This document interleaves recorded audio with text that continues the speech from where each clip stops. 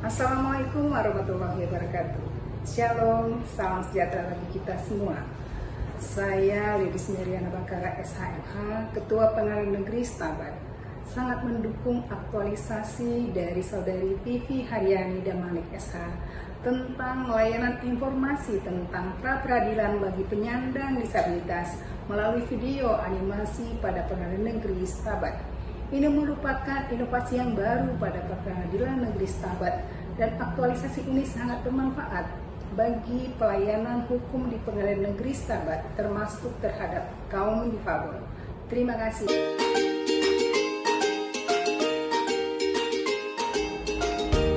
Salah satu layanan hukum di Pengadilan Negeri Stabat ialah menerima dan memeriksa perkara pra-peradilan. Pra-peradilan sebagai lembaga yang tidak terpisah dengan pengadilan negeri untuk memeriksa dan memutus berbagai upaya paksa yang dialami oleh tersangka.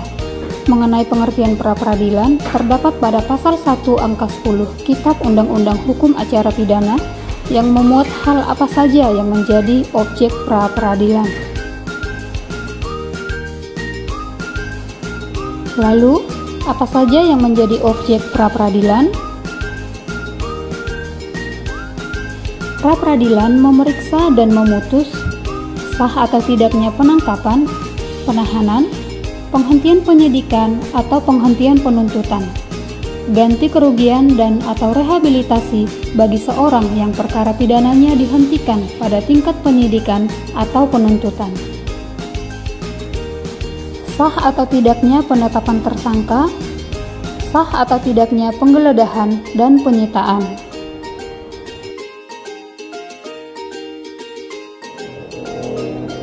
Siapa saja yang berhak mengajukan pra-peradilan?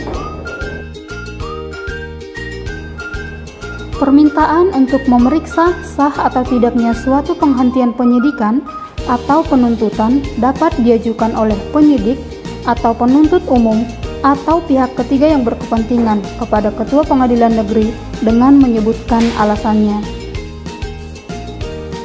Permintaan ganti kerugian dan atau rehabilitasi akibat tidak sahnya penangkapan atau penahanan atau akibat sahnya penghentian penyidikan atau penuntutan diajukan oleh tersangka atau pihak ketiga yang berkepentingan kepada Ketua Pengadilan Negeri dengan menyebutkan alasannya.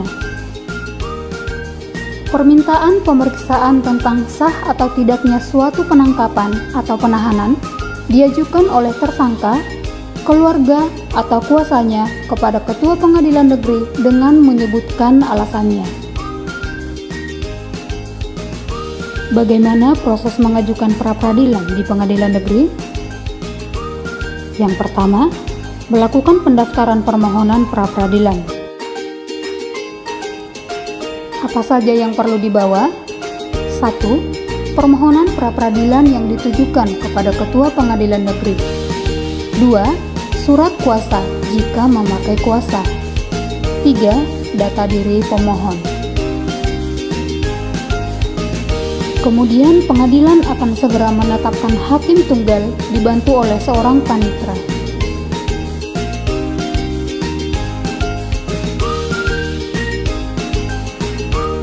Yang kedua, melakukan persidangan.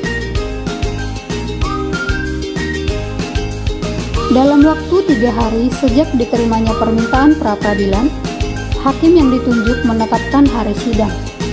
Lalu pemohon dan termohon pra-peradilan akan dipanggil oleh petugas pengadilan melalui relas panggilan sidang. Alur agenda persidangan. 1. Pembacaan permohonan oleh pemohon atau kuasanya jika para pihak telah hadir atau telah dipanggil secara patut.